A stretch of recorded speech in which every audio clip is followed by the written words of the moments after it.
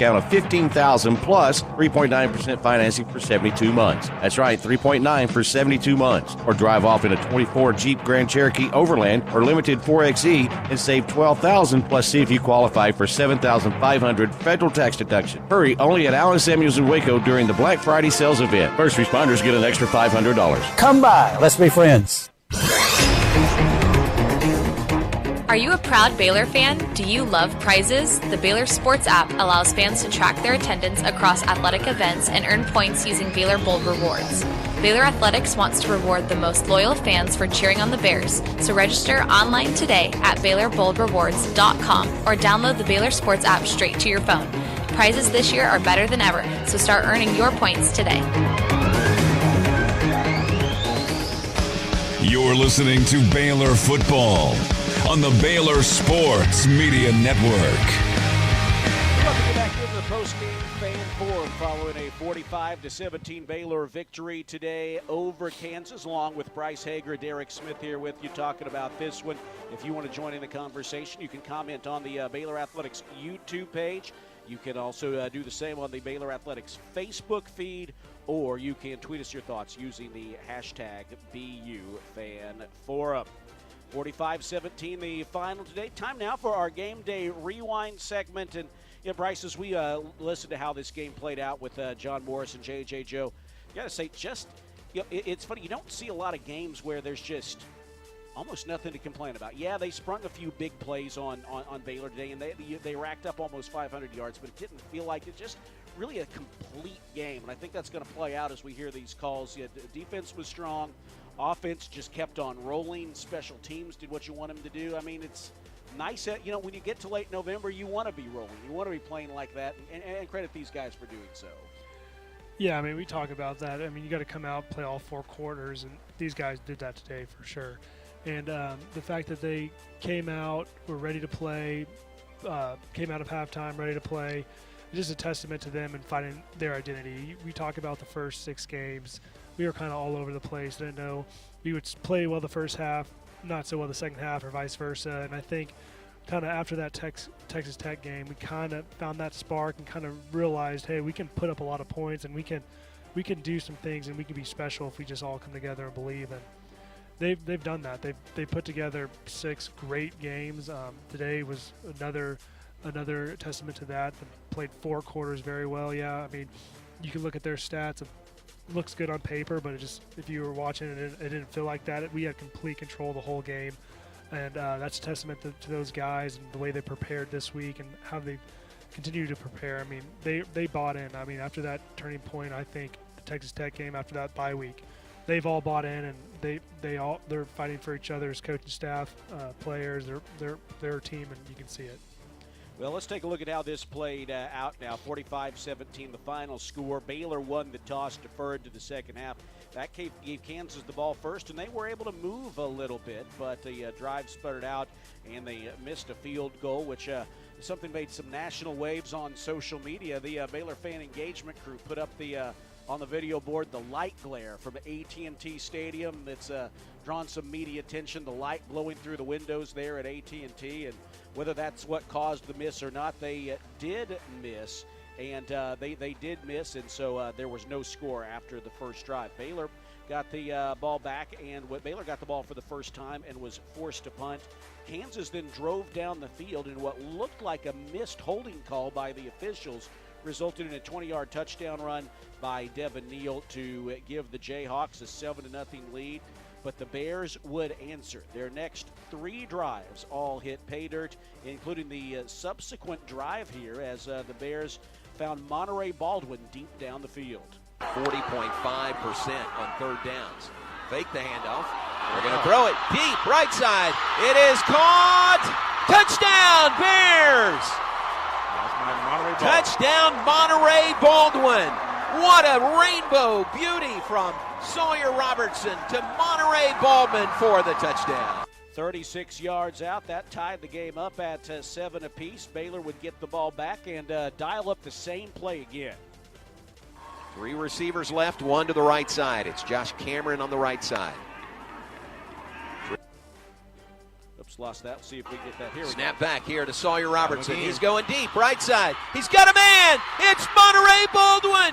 His second touchdown of the first quarter.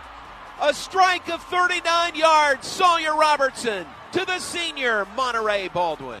2 catches, 75 yards there for Baldwin. Bryce, looked like the same play, was it? Yeah, it was different formation, same play. Monterey was playing that number 2 receiver, and how Juan was talking about in his post-game interview. I mean, they give him that look. He's that corner playing inside with no safety help, and if it's there that first time, great, let's take it. And they happened to kind of got him in the same situation. They didn't learn from their mistakes, and kudos to Spaff to see that, the players, Sawyer and Mon, to be on the same page, to really replicate the same route and kind of the same ball placement. Great ball by Sawyer.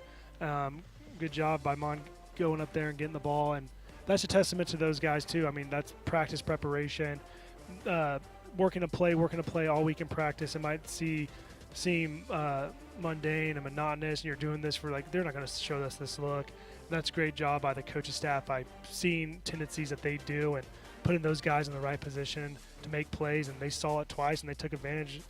They took advantage of it. It's like in basketball when you're running a play, the other team can't stop, run it again, and you don't see that as much in football like that anyway. But it worked there. The safety help was there afterwards. Baylor actually dialed up the play again a little later on in the game, or something very similar, but it was broken up at the goal line. Still, those back-to-back touchdown drives gave Baylor a 14-7 lead. Kansas would get 3 of those points back on a 26-yard Tabor Allen field goal that made it 14-10, but on their 3rd straight touchdown drive of the game, Baylor put together an 8-play, 82-yard drive, capped off by this nice find, Josh Cameron at the goal line in traffic. 3 receivers left, 1 to the right side. It's Josh Cameron on the right side. Trigg comes in motion. Pass, slant, caught by Josh Cameron. Oh, he spun around. He'll step across the goal line for the touchdown.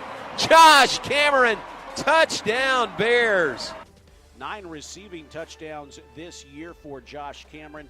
That one made it 21-10 in favor of the Bears. That would be the score at intermission. In the first half, Baylor was able to rack up a defensive interception that actually led to that first touchdown.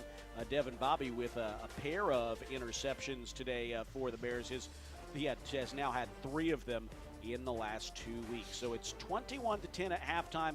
Baylor gets the ball back, and boy, you don't want to mess around. Baylor also had a field goal playing off the lower left upright on the final play of the first half, as Hankins couldn't quite hit from 45 yards out. Baylor didn't want to mess around in the second half, right? You've got the 21-10 lead, and you want to put a good Kansas team away. You've got a Kansas team, again, that's playing for a bowl. They've beat 3 straight top 25 teams. Don't give them hope. Well, Baylor did not give them hope in the second half. Baylor's drive chart looks like this: touchdown, touchdown, touchdown, field goal, and then they kneel to end the clock. I mean, that's an incredible drive chart for the Bears in the second half, and let's hear how that went. So it's 21-10 heading into the third quarter. Baylor gets the ball first, and they slice and dice down the field. They continually carved up the Kansas defense today. And these days, Bryson Washington's good for about 1 bully touchdown a ball game, and here it was from 10 yards out. They brought the linebackers in on that run blitz. Baylor now 1st and goal from about right at the 10. Here we go, inside the 10, Washington. Oh, yeah. Through the hole to the 5, to the end zone, touchdown, Bryson Washington. What a run right up the middle. Lot of would-be tacklers just shed by Bryson Washington. Bears go up 27-10 on the Jayhawks. A scoring drive of 76 yards, their first possession of the third quarter. Extra point made it 28-10. Baylor stops Kansas, gets the ball back, and pretty much by this point salted the game away midway through the third quarter. 7 plays, 62 yards. This time it was Dawson Pendergrass on the receiving end of Sawyer Robertson's 4th touchdown pass of the day. The Bears content to grind it out on the ground. Clock continues to count, 6:38 and counting, third quarter, 28-10 Baylor.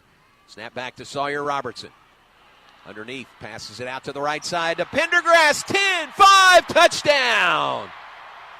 Maybe wasn't the first option, but an outstanding option leads to the touchdown.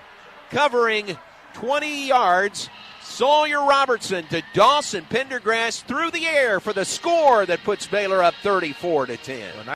You know, it strikes me about this game, Bryce, in so many ways, just a very professional effort by the Bears. You put a good Kansas team away essentially midway through the third quarter. It was 35-10 after that Dawson Pendergrass touchdown, and you could just tell Kansas didn't have it in them to come back in this one today. And it speaks well of the team, their execution. It speaks well of the play calling. And I don't know that I expected to look at the scoreboard midway through the third quarter and think, oh, we've got this. I expected us to win, but I didn't expect it to be quite that emphatic.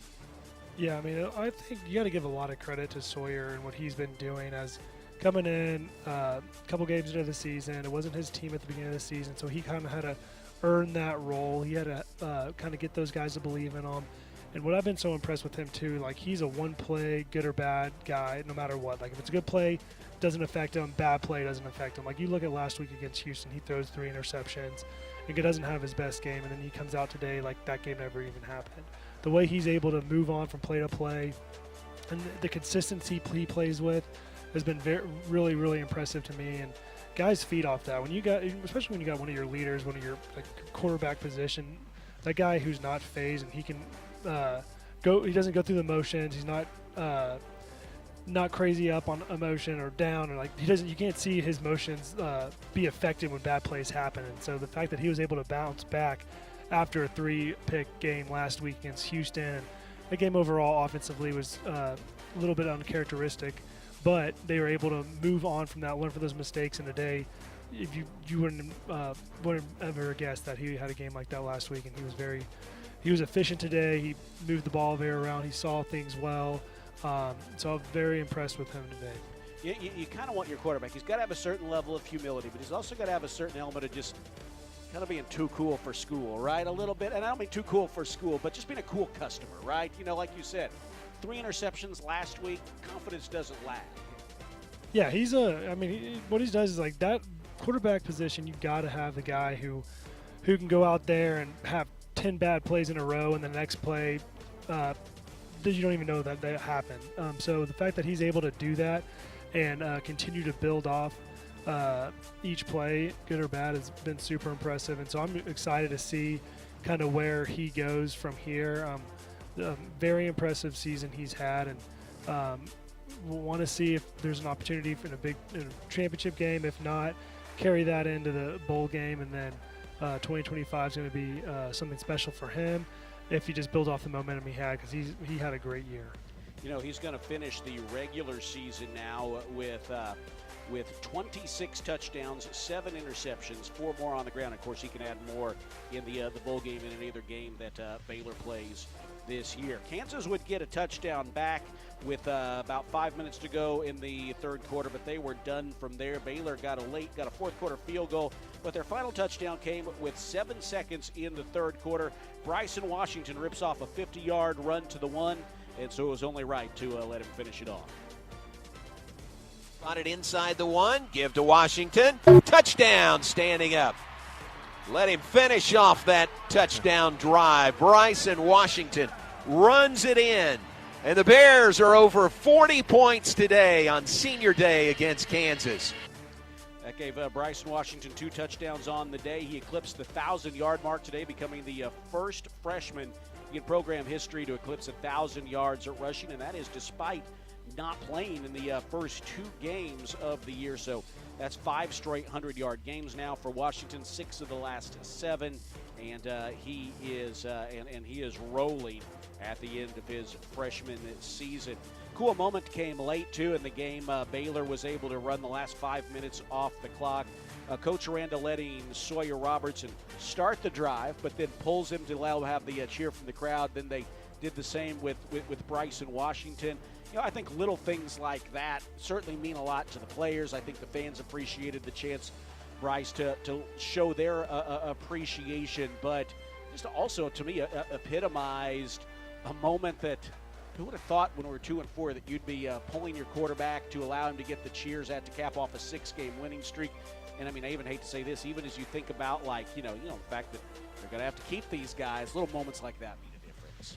Yeah, you love. I mean, like you said, like season how it started and able to cap off the season like that. That's really cool. Especially it's cool for our fans to engage in that and see that, and the trust that those guys have gotten and the maturity they've shown, and the fact that they had that mentality of bend don't break, and they've really just stayed together. And you love to see how teams can kind of search for their identity at first. You're not sure who they're going to be, and then they kind of evolve and morph into something super cool. And the fact that they are able to be a team and play like that, you could definitely see how they care for each other, they play for each other, and they're playing for the coaches as well. And that was mentioned too. Like there was a turning point where they knew if they didn't play well, a lot of the guys weren't going to be there. And so it's going to be interesting to see once all this stuff settles down a little bit, and try to hopefully we can keep this team intact. And there's a lot of good guys we have on our team, and love to see them come back next year. Well, and to that end, GXG Baylor is so beefed up. The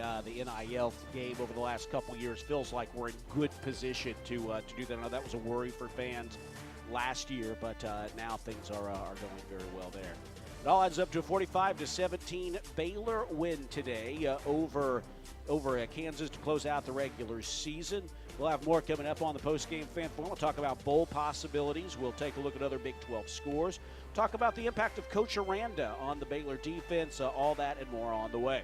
We're brought to you by Rudy's, proud sponsor of Baylor football. Be sure to stop by your local Rudy's or Rudy's.com for some real Texas barbecue. Enjoy 100% oak smoked meats, delicious sides, and Rudy's signature sauce. Don't forget, Rudy's serves breakfast tacos every day till 10 a.m. Back with more from McLean Stadium after this on a winning day for the Bears on the Baylor Sports Media Network. I'll be right back. When life gets complicated, Butts Law Firm is your one stop for a wide range of legal needs. Whether you need estate planning documents such as a will, trust, or guardianship, or the appointment of a receiver to handle personal or business assets management and disposal, consumer protection, family-related legal matters, or various business-related issues, we are your community firm. Whether you're planning for the future, navigating a probate, or managing a business, our experienced team is ready to guide you every step of the way. Trust us to provide the legal support you need. Call today, 406-641-BUTZ. That's 406-641-2889. Or come by the Waxahachie office at 301 South Rogers Street, Suite 202, downtown Waxahachie. Come see the difference having a trusted...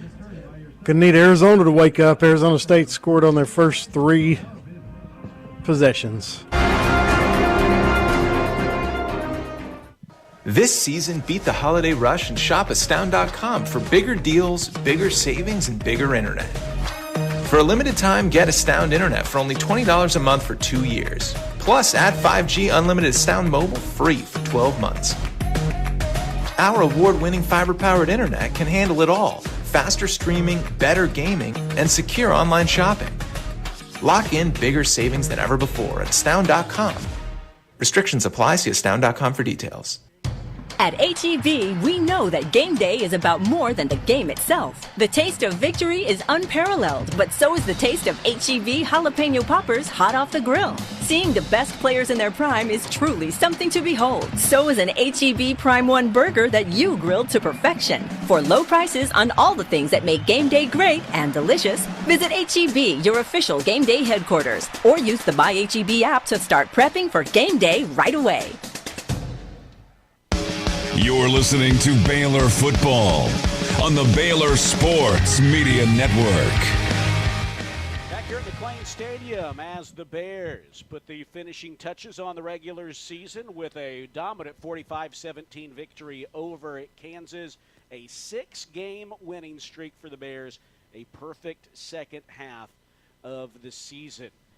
He's Bryce Aker. I'm Derek Smith. Aaron Sexton is our producer. And, Bryce, in a minute, we'll look at scores around the Big 12 and talk about some bowl game scenarios. But I want to ask you, and maybe we'll even talk more about this when we get into kind of what we like and didn't like, but when we think about the impact of this year, coaching looms large because, I mean, obviously at the beginning of the year, particularly when things were 2-4, there was a lot of questions. There were questions people had about what that was going to look like. But Dave Aranda, bold move, taking over the defense, the defensive unit that I think got better as the year went on. You have Jake Spavital, who we talked about earlier.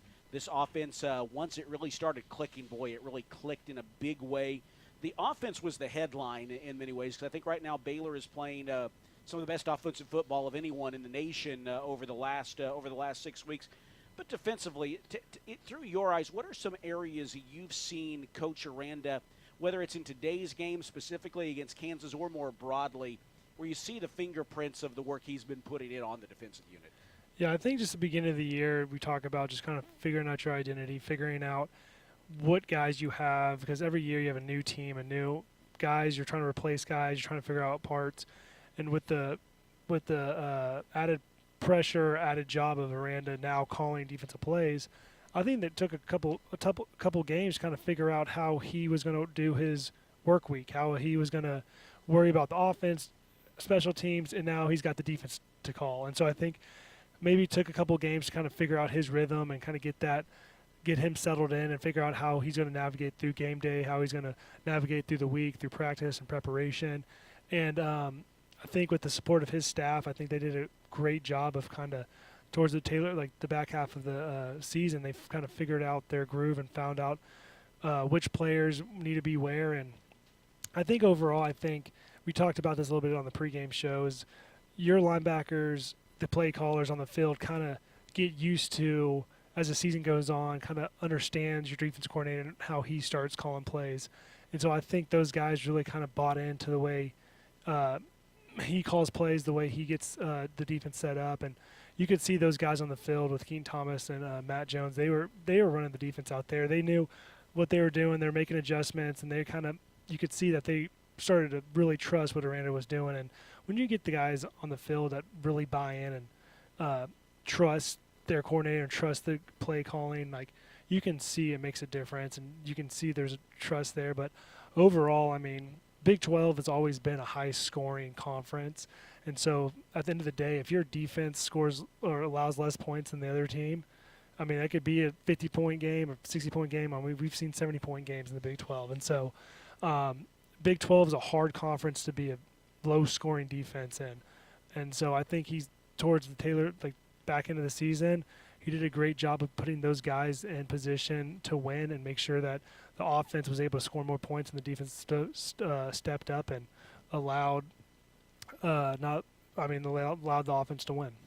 You know, you look, Baylor was in the lower portion of the Big 12 defensively throughout the first half of the season. Last year down near the bottom, but they've climbed their way into the top 7, and we'll see what that looks like after the day. But he basically took Baylor from a bottom half of the Big 12 defense to a top half of the Big 12 defense, and more still to come on that.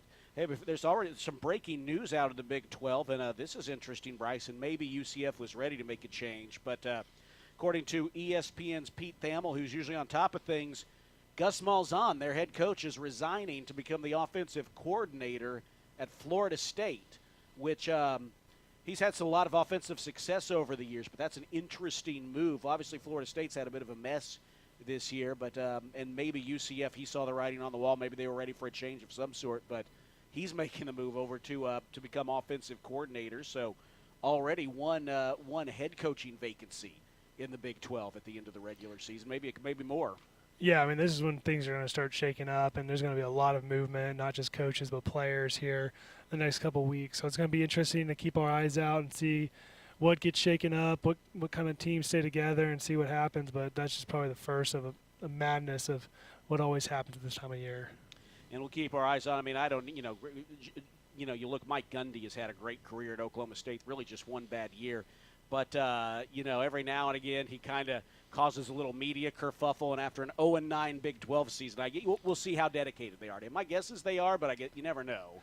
Yeah, I mean, he's done a great job for that program over the years. I'd hope they'd look past one season, and hopefully it's not that's what ends his career there. Yeah. But he's done a great job for that program over the years, so I'd be shocked if anything happens. I would too, but 0-9, that 0 gets how fans are. That gets their attention real fast.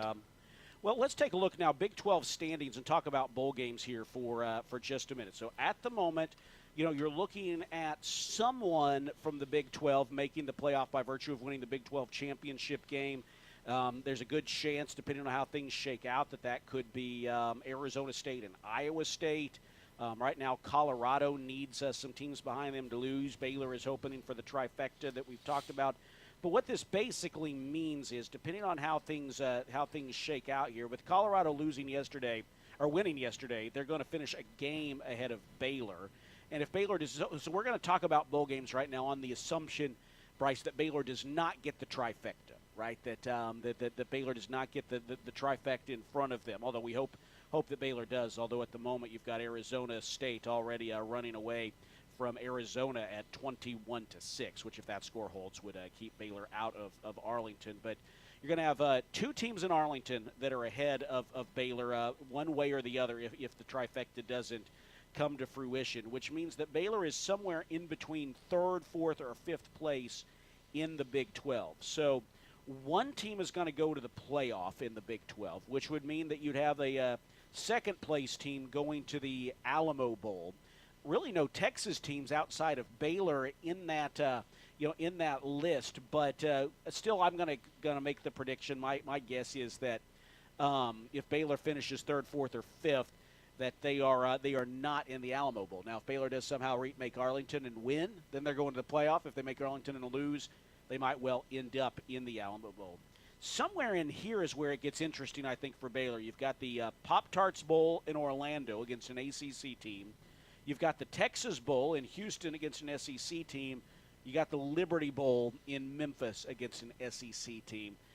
My guess is somewhere in there is where Baylor's going to end up. We'll see the Guaranteed Rate Bowl, also a possibility, but that's my guess right there, that you're going to see Baylor end up. And I'll throw in some of the former Pac-12 teams could actually play in a Pac-12 Bowl, so that could actually move Baylor up a spot or two as well. As I'm talking here, I wasn't working through that, but it's possible that they could play in a traditional Pac-12 Bowl. I mean, you could even have a Alamo Bowl in which you had two Big 12 teams playing at each other, and one was a former Pac-12 team. But my guess is we're going to be in Houston, Memphis, or Orlando.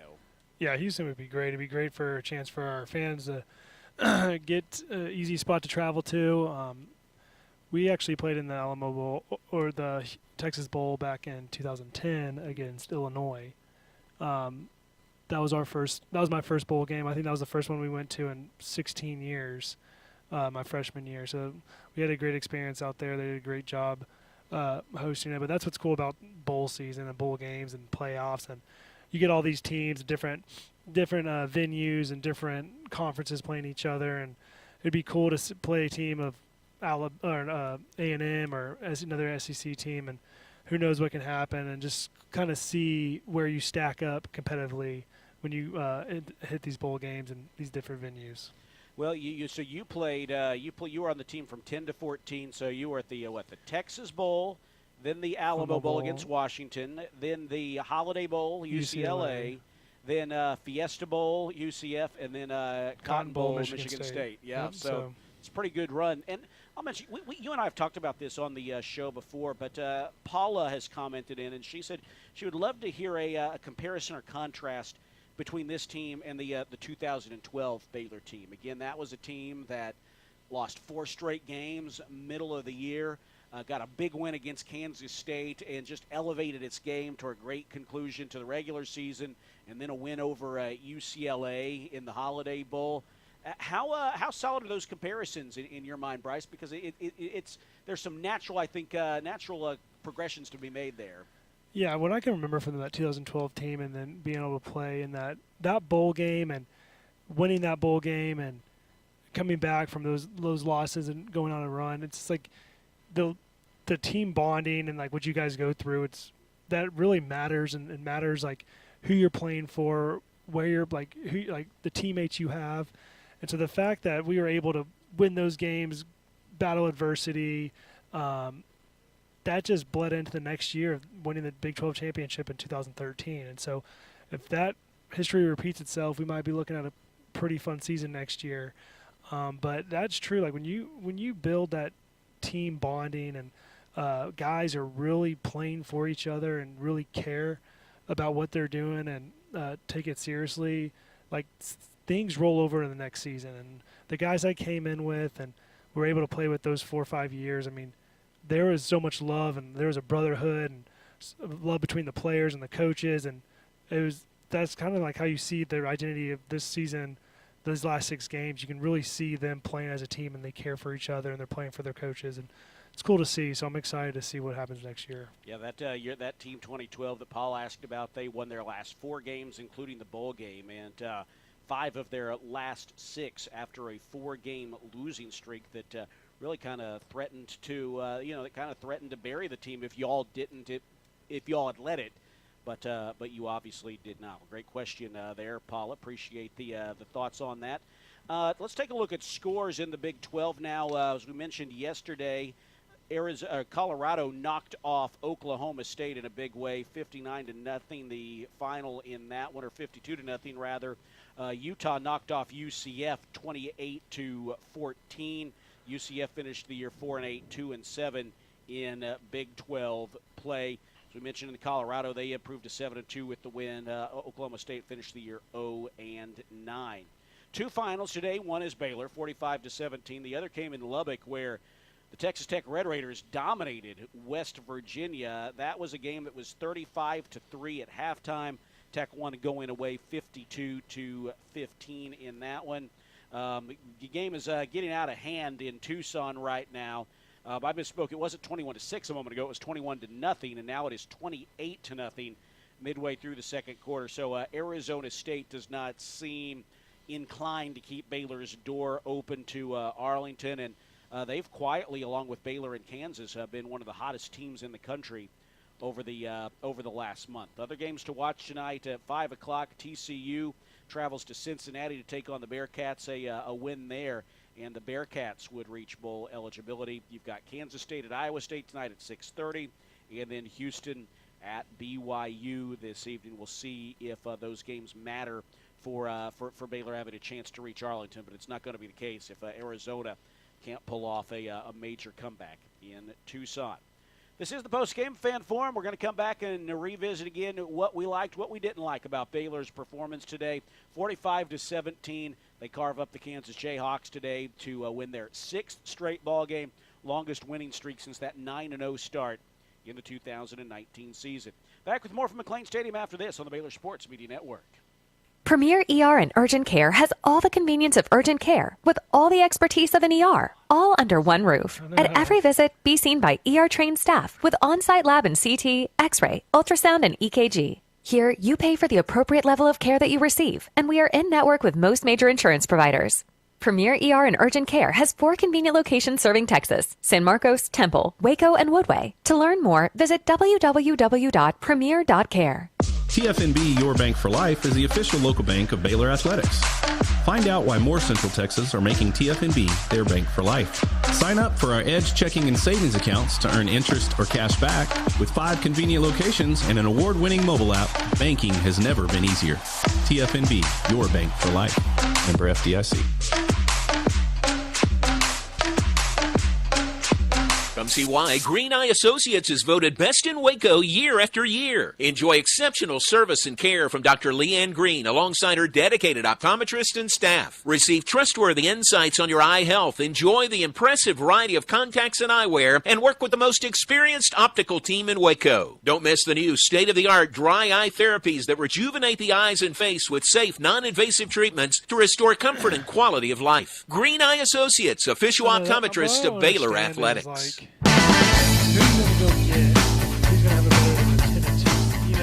Hey Baylor fans, Baylor soccer season is currently underway. Come be a part of the action at Betty Lou Mays Field all season long and watch head coach Michelle Leonard and the Bears battle against the best in the Big 12. Score your tickets for game day right now at BaylorBears.com/tickets. We'll see you at Betty Lou. Sick 'em Bears. Lose the game of the year. You're listening to Baylor Football. Baylor Football on the Baylor Sports Media Network. Bryce Hager and Derek Smith back here with you from McLean Stadium, where early today the Bears concluded the regular season with a 45-17 win, carving up the Jayhawks here on Senior Day.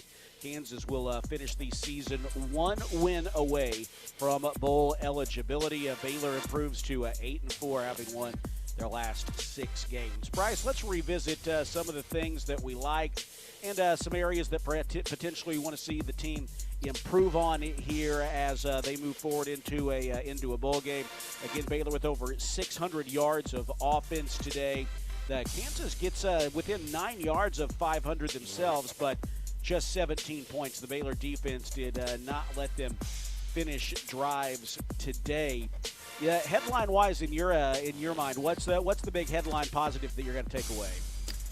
I mean, I just think the way we put together the last half of the season, 6-0 on the last 6 games, is something super special. I mean, being able to do that, especially the way we started the season, that's hats off to all 3 phases of the game, the coaching staff. That's not one individual effort. That's not a handful. That's the whole team. That's from the practice squad guys to the walk-ons, the second, third string guys who are making and showing up in practice and giving those starters a look.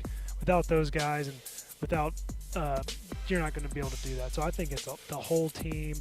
That's a whole team. Hats off to them. And those guys don't get enough credit. And the guys who are practicing every week or each day that don't even get to see the field on Saturdays. And so love those guys. And those are the guys I think really need a big shout out to.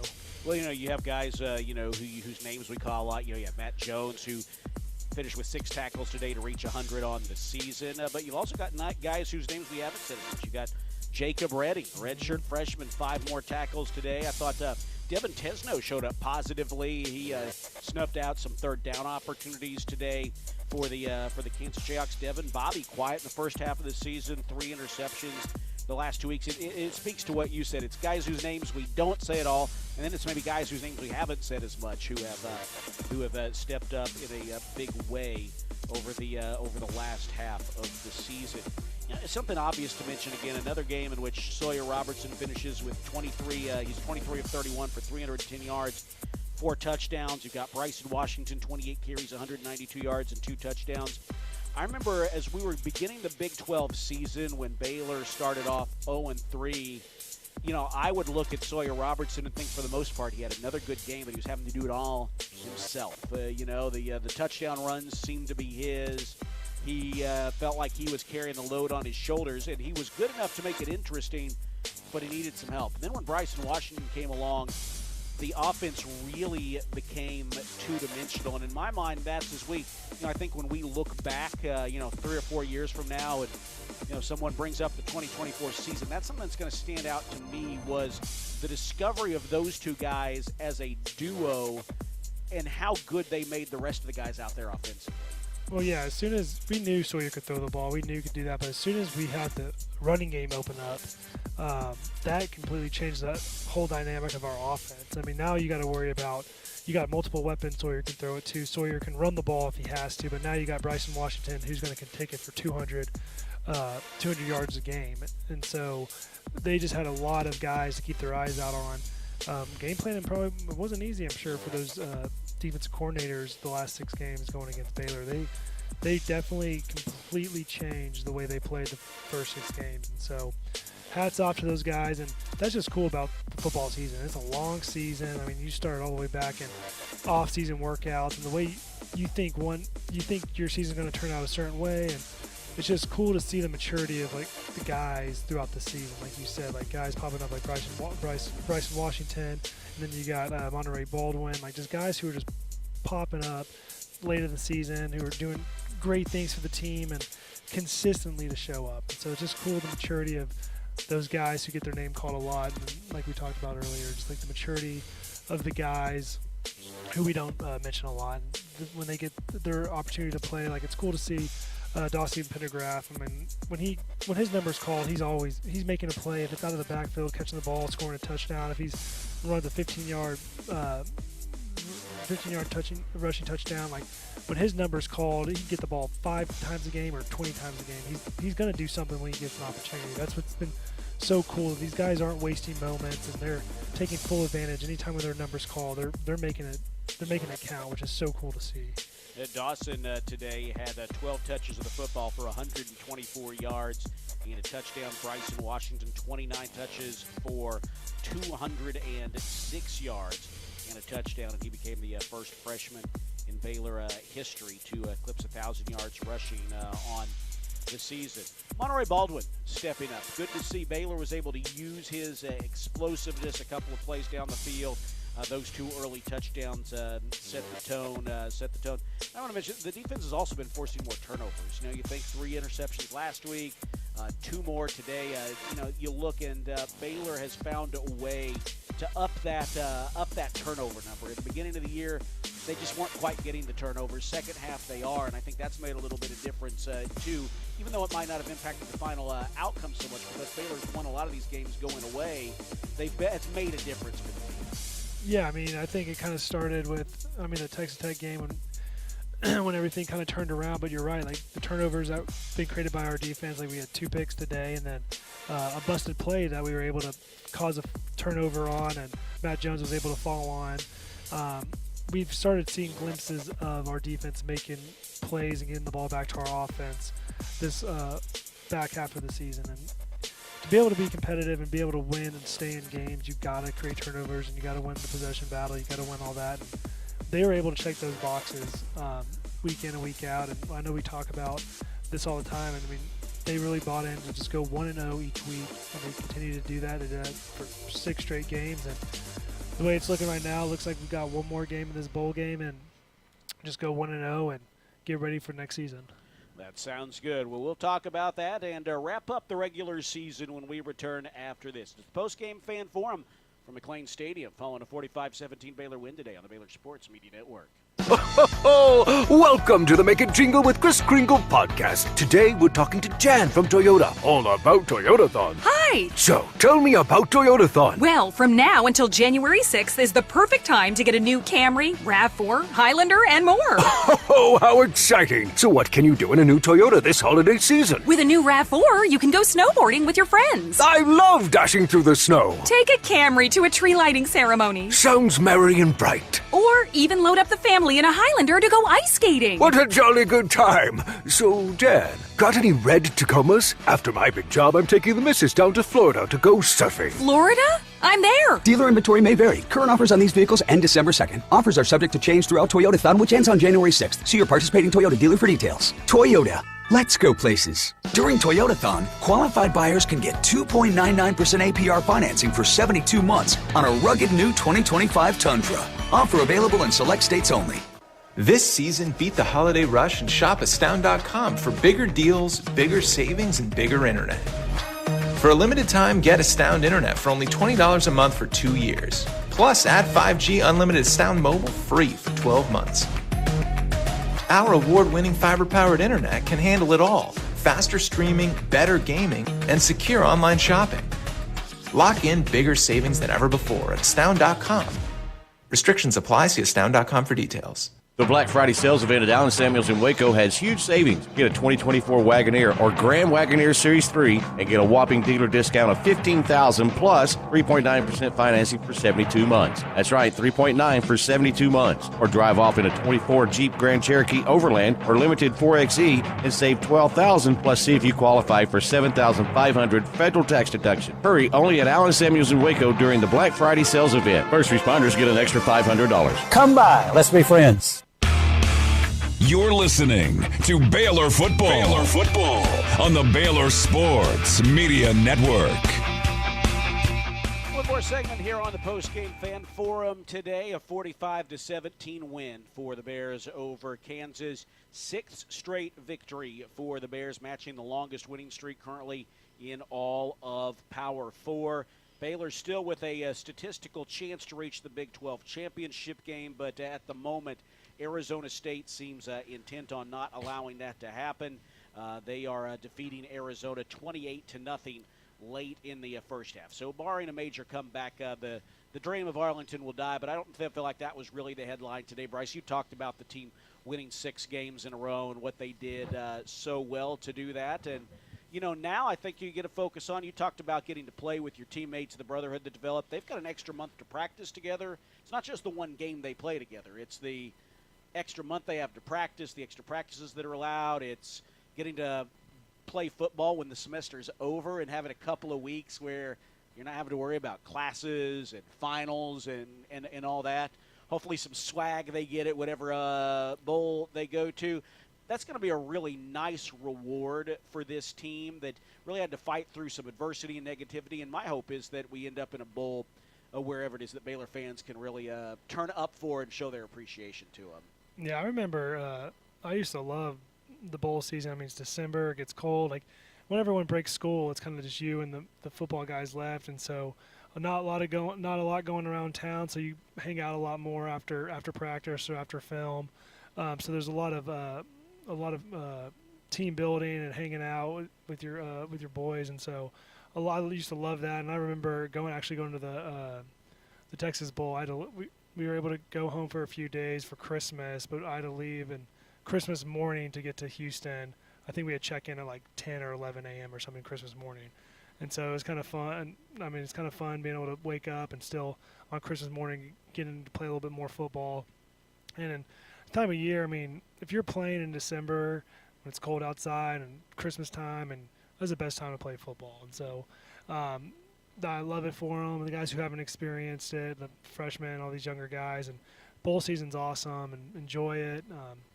A lot of friendships be made during that time, a lot of good times, and so just be in the moment.